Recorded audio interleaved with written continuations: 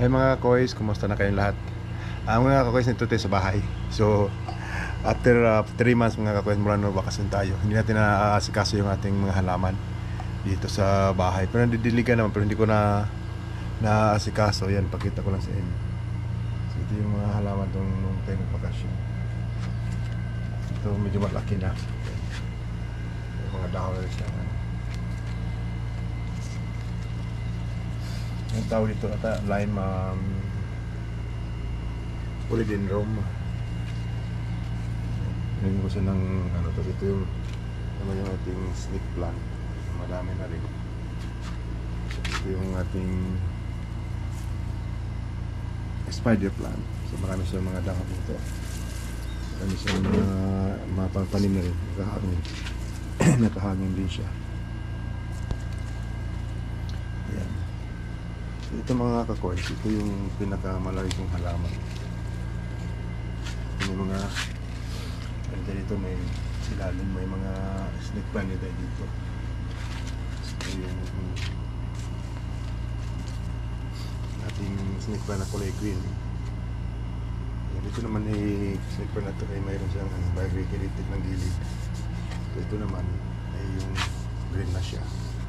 Ating monstera. Ito yung ating mga aglo lima dyan. Malaman tumubo na yung ubi dyan. Tumubo na yung ubi dito sa ano nilagay ko mga kapatid. Yung ubi lagay ko lang dyan, dyan sa halal. Pinabiyaan ko na lang. Tapos yung ating spring onion medyo pumangit na kasi nila si kaso na. Tapos yung ating mga another variety of snake plant. So ngayon mga kakoy, sa ating linisin to, tanggalin natin ng mga ano, yung dami kasing mga ito yung dahon tulad nito. Ito yung dahon ito sa lalim nito, dami mo na ayusin. So ayusin ko lang ito mga kakoy. Samahan niyo ko pag-ayos. So umpisa natin mag-isa mga kakoys dito sa ating mga halaman na ito kasi ano, tanggalan natin ng mga maduduming maraming mga pati na dahon tulad nito.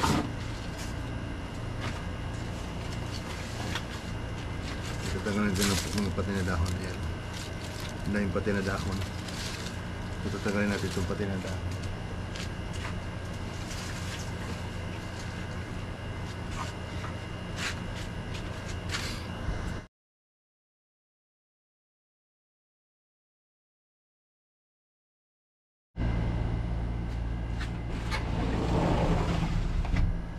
Gusto ito yung ating Madonna aglolima. Ang dami sindok ako so. Dati ilan lang to. Ito pinakamin ano niya eh. Ito pinakamin yung puno niya. Ito. Ito pinakamin puno niya. Putulin natin ito mga kois. So, putulin natin dito. Putulin natin ito. Kasi masyadong siyang ano,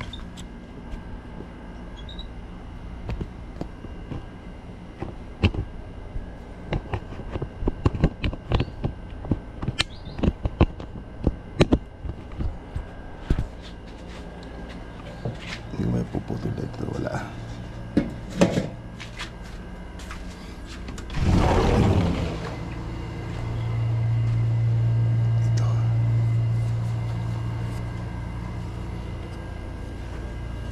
Maliit lang.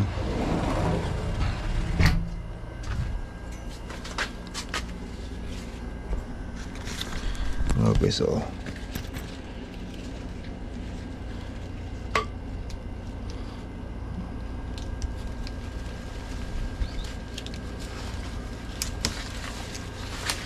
yun. Ito mga guys, ito yung pinaka puno niyang malaki. So, itatanim natin ito. Yun, pero parang nakaluwag-luwag siya na konti dito. Lumuang siya. Lumuang na siya ng kaunti.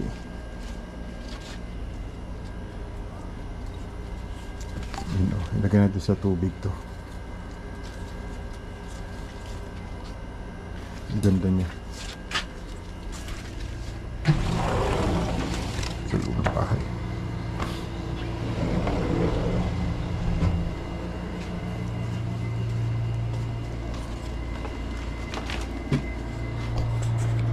Okay, so tugasan natin ito.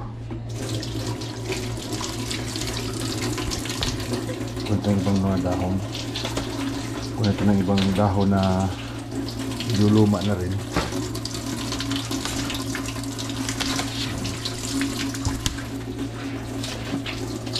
May mga dahon, may mga ano sa mga ko ito. Bulak-bulak. Yun, oh. Kunin nga natin ito, baka matutubo ito. Ayan. Yung bulak-bulak siya. Ito na yung bulak-bulak para hindi.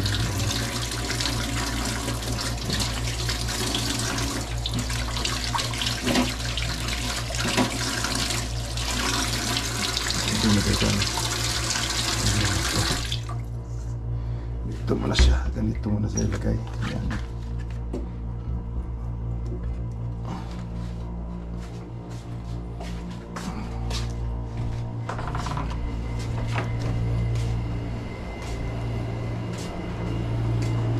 So, nilagasan. Yan ka muna.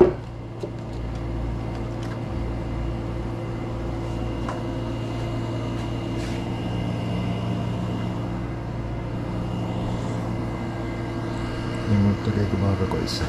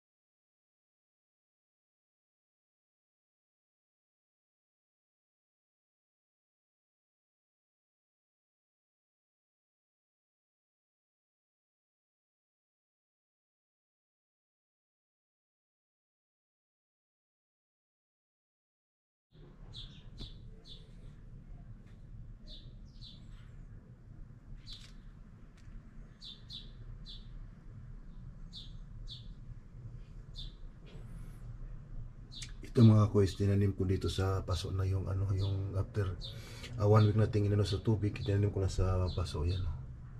Dito ko ilagay pa sa para hindi siya ano yung mother plant ng Madonna Aglolema. Ayan, oh. So dito mga koys, yung aking ano din. Ito mga koys, pinatulan natin, may bago silang mga koys, oh. After 2 weeks. Yan, bago siya dahon mga koys. Ito yung update ng ating pinutulan. Dumami na rin siya. Yan. So ito yung ating spider plant. Ayan ang marami. Parang nakalawit. Yan.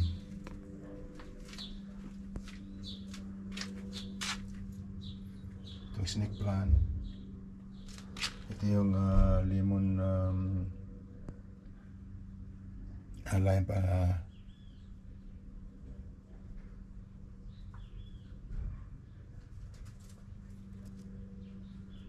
yan.